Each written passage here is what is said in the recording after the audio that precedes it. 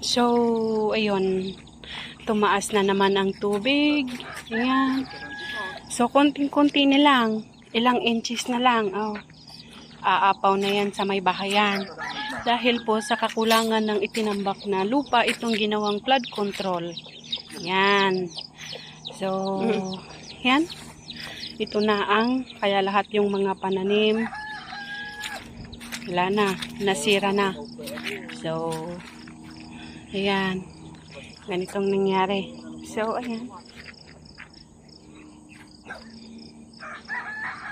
Yan. Lapit na lapit na. Yan.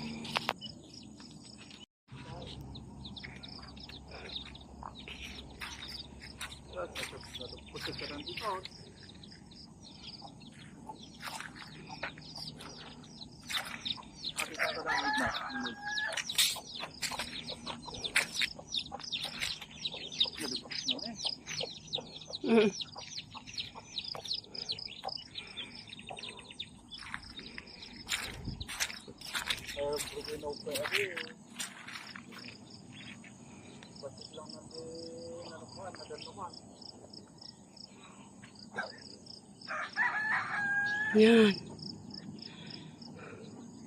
Lapit na lapit na. Yan.